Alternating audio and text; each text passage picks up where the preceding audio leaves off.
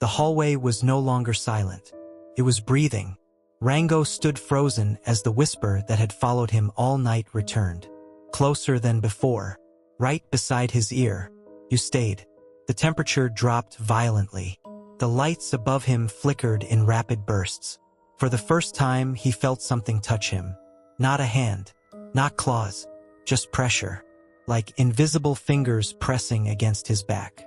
Slowly, deliberately, he turned around. Nothing visible, but the air behind him distorted slightly, like heat waves in a desert. Except this was ice cold. And then the elevator dinged again. Every door in the hallway slammed shut at once. The sound exploded through the building like a gunshot. Boom, boom, boom. Dust fell from the ceiling. The lights went out completely. Total darkness swallowed him. His flashlight flickered weakly. The beam began to shrink, as if the darkness was consuming the light itself. Then he heard footsteps, not delayed echoes anymore. Real footsteps, walking toward him. Slow, heavy, intentional. He aimed the flashlight forward. For half a second, a shape interrupted the beam. Tall, crooked, wrong. Then it vanished. The flashlight stabilized. The hallway stretched ahead. Empty again. Rango stepped backward slowly. His back hit something solid. The wall. But the wall felt soft. Breathing. He spun around. The wall texture was shifting. Faces pressing outward from inside the paint. Mouths open. Silent screams frozen in plaster. Then all of them snapped back inward at once. The whisper returned. Leave. He ran toward the stairs. Instead of stairs, he found himself back inside the children's ward. The beds were no longer neat. They were flipped upside down.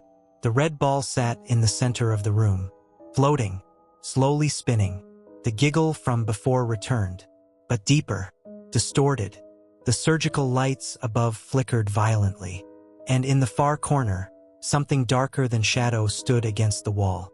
Not fully formed, but tall, too tall. Its head bent at an unnatural angle. It did not move. It just watched him. For the first time, Rango was looking at it. The figure stepped forward. Its movement did not match gravity. Its limbs stretched slightly longer than they should. Its shape flickered like broken video footage. Its face, there was no face. Just a smooth, dark surface with two hollow spaces where eyes should be. The room temperature dropped so low frost formed on the bed frames. Rango's breath came in sharp bursts. The figure tilted its head slowly, mirroring the shadow from earlier. It had been practicing, learning him. Then it rushed forward. Rango ran. The hallway bent unnaturally as he sprinted. Doors stretched taller. The floor lengthened. The building was rearranging itself. Behind him, the sound of dragging limbs scraped across tile. Fast. Inhumanly fast. He dared to look back. The entity crawled along the walls, upside down, limbs bending backward, its hollow eye spaces glowing faint white now. It did not run. It glided, closing the distance without effort. The elevator doors were open again. Light flickered inside. Desperate, Rango jumped in and slammed the button. The doors closed. For 1 second, silence. Then the elevator began descending rapidly. Too fast. The floor indicator numbers glitched. 1. Basement. -1. -2. The lights went red. The elevator stopped with a violent jolt. The doors slid open. There was no basement on the building map. But something was waiting there. The underground level was unfinished. Concrete walls. Water dripping from pipes. No lights except his flashlight. Symbols scratched into the walls. Hundreds of them. All different. All desperate. He realized something horrifying. The hospital had not been abandoned because of damage. It had been sealed.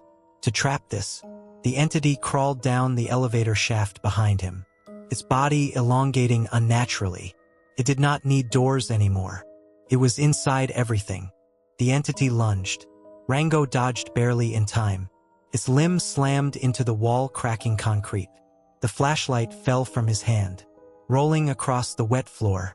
The beam landed on a rusted emergency breaker panel. A final backup power line. He scrambled toward it. The entity screeched, a sound layered with hundreds of voices.